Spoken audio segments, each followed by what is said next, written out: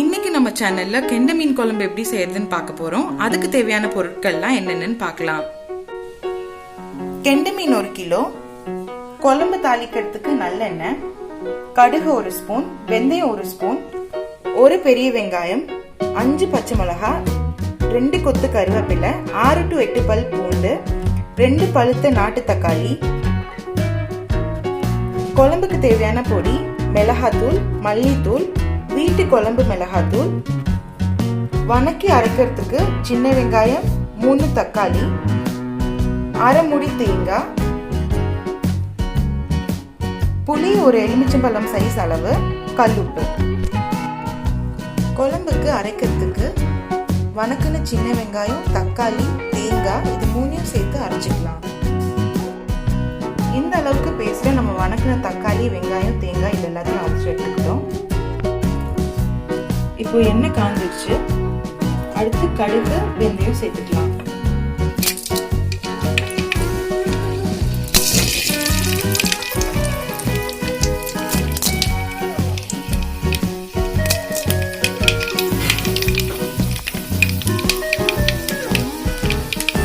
கடுகு பொரிஞ்சதும் வெங்காயம் சேர்த்துக்கலாம்.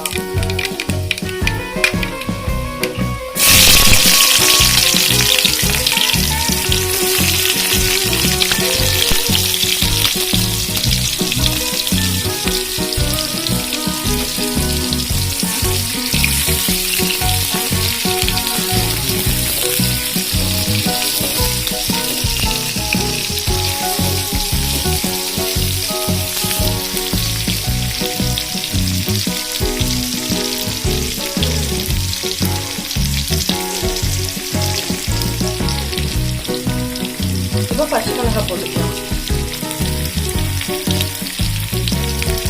இப்போ பூண்டையும் சேர்த்து நல்லா வதக்கிக்கலாம். கருவேப்பிலை போட்டுக்கலாம். கருவேப்பிலை, வெங்காயம், பூண்டு, பச்சை மிளகாய் இது எல்லாத்தையும் சேர்த்து நல்லா வதக்கிக்கலாம். ஓரளவுக்கு வதங்கினது இப்போ நம்ம தக்காளி சேர்த்துக்கலாம். தக்காளியும் சேர்த்துட்டு நல்லா வதக்கிக்கலாம். இப்போ எல்லாமே ஓரளவுக்கு வதங்கிடுச்சு. இப்போ நம்ம தேவையான மசாலா எல்லாம் ஒவ்வொன்றா ஆட் பண்ணிக்கலாம். ஃபர்ஸ்ட் மிளகாத்தூள் சேர்த்துக்கலாம்.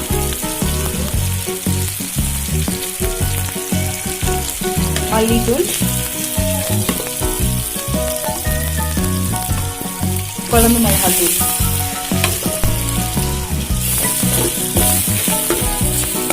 இது ஒரு 2 செகண்ட் வதக்குனதும் நம்ம தண்ணி சேர்த்து கொதிக்க வேண்டாம்.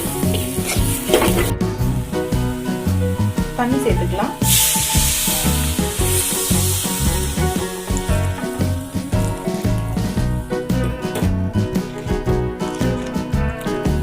மசாலோட பச்சை ஸ்மெல் போற வரைக்கும் அதை கொதிக்க விடலாம். நல்லா கொதிச்சு இப்ப எண்ணெய் பிரிஞ்சு வந்துருச்சு. இப்ப நம்ம அரைச்சு வச்சிருக்க மசாலாவை சேர்த்துக்கலாம்.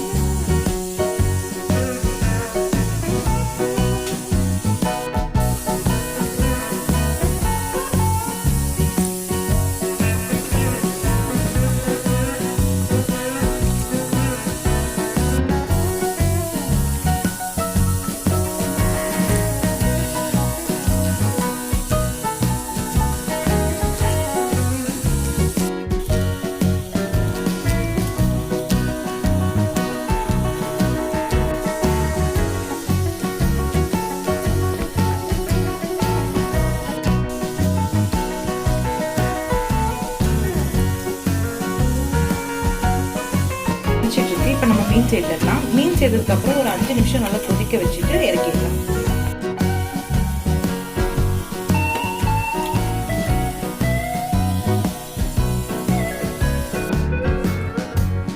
நல்லா கொதிச்சு மீனெல்லாம் வெந்துருச்சு. இப்போ நம்ம இறக்கிட்டு கருவேப்பிலை